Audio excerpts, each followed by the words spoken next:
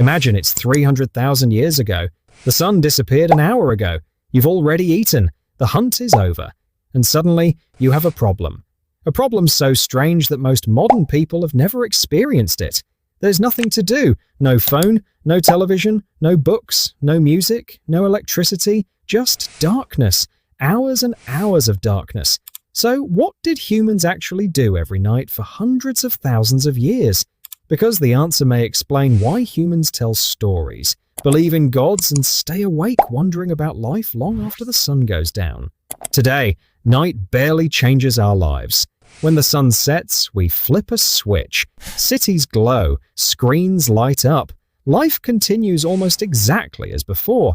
But for ancient humans, sunset transformed the world. The moment daylight disappeared, everything changed. Travel became dangerous. Finding food became difficult. Predators became harder to spot. The landscape they knew during the day suddenly became unfamiliar. And here's something most people never think about.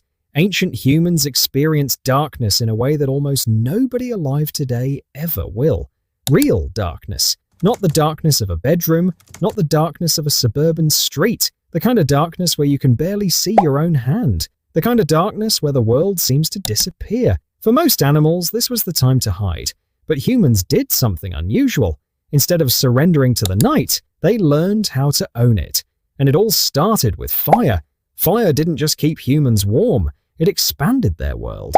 Think about what a campfire actually does. It creates a small island of safety surrounded by uncertainty. Inside that circle, predators stay away. The cold becomes manageable. Food can be cooked, people can gather. And for the first time all day, survival becomes slightly less urgent. Anthropologists believe this may have been one of the most important developments in human history. Because once people gathered around fires, something unexpected happened. They started talking. A lot. During the day, conversations were practical. Where are the animals? Where can we find food? Which direction should we travel? But at night, conversations changed. People discussed experiences, relationships, memories, ideas, questions. The campfire may have become humanity's first classroom, its first theater, its first social network, and what happened around those flames may have shaped the modern human mind.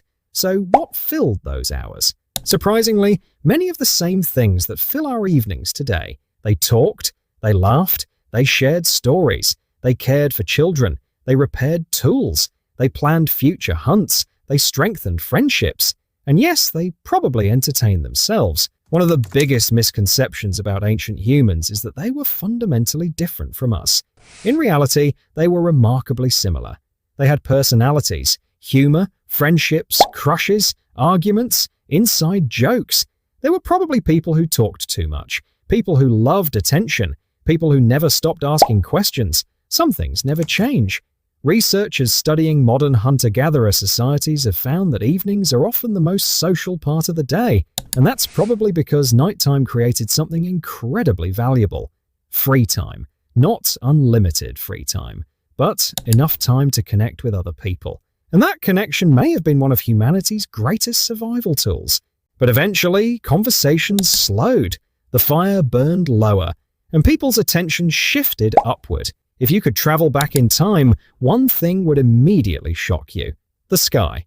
Most people today have never seen a truly natural night sky. Artificial light washes out thousands of stars. Entire generations have grown up without seeing what ancient humans saw every single night.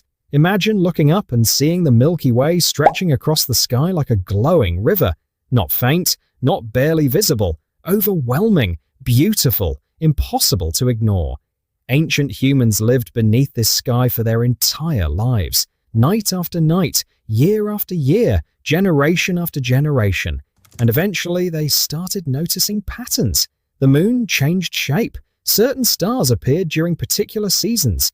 Constellations moved in predictable ways. Long before calendars existed, the sky became humanity's calendar. Long before clocks existed, it became humanity's clock. Long before maps existed, it became humanity's map. But it also created a mystery. What were those lights? Nobody knew. And humans are not very good at accepting mysteries, so they began creating answers. And those answers changed history. Imagine dreaming about a dead relative, then waking up 20,000 years ago. You don't know what dreams are. You don't know how the brain works. So how would you explain what just happened? Many ancient people believed dreams were messages, visits, warnings, or glimpses into another world. And honestly, it's easy to understand why. Even today, dreams can feel incredibly real, sometimes more real than reality itself. Now combine dreams with a sky full of unexplained stars.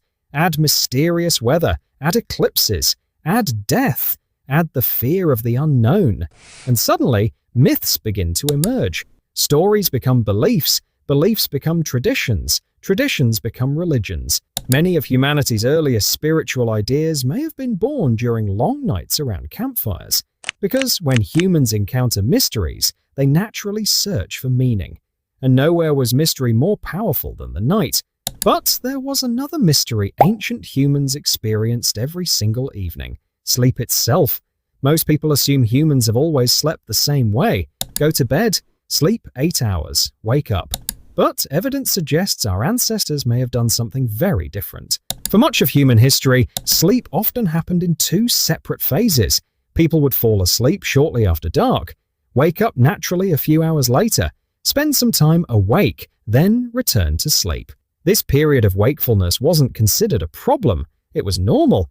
Imagine waking up around midnight. The fire is still glowing. Someone nearby is awake. The world is silent. You spend a little time talking, thinking, watching the stars, then drift back to sleep. No stress, no panic, no worrying that something is wrong. Some researchers believe modern artificial lighting dramatically changed the way humans sleep, which means one of the most frustrating experiences today, waking up in the middle of the night, may have once been completely ordinary. But while humans rested, the darkness never became completely safe, because something was always waiting beyond the firelight.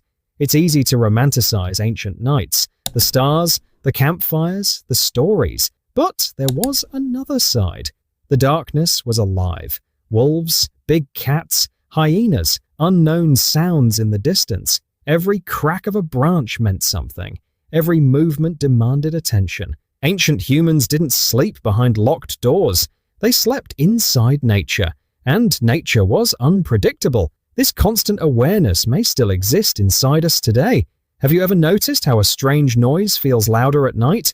Why shadows seem more threatening? Why an empty building feels unsettling after dark? Part of that reaction may be ancient. Your brain evolved in a world where darkness genuinely mattered, a world where paying attention could save your life. And yet, despite all those dangers, humans kept returning to the night. Why? Because the night offered something the day could not. And that's where this story takes an unexpected turn. Most people assume civilization was built during the day, while humans hunted, farmed, worked, built. And that's partly true. But many of the ideas that shaped civilization may have emerged after sunset. Think about it. The day was for action. The night was for thought. Around campfires, humans shared stories, passed on knowledge, explained the world, built relationships, created myths, asked questions. The first philosophers weren't sitting in universities. The first storytellers weren't writing books. The first astronomers weren't using telescopes. They were ordinary people sitting beside fires, staring into the darkness and wondering. In many ways, the night became humanity's first laboratory, not for experiments, but for imagination. And imagination changed everything.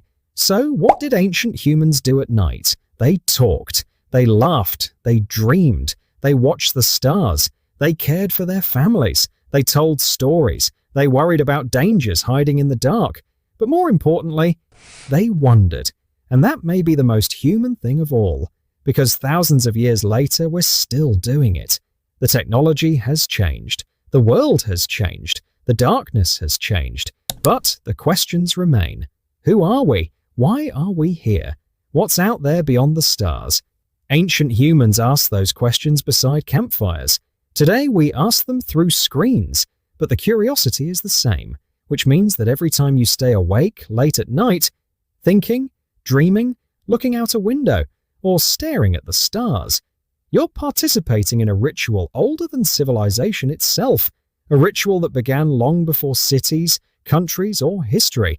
Back when the sun went down, and humanity's imagination lit up.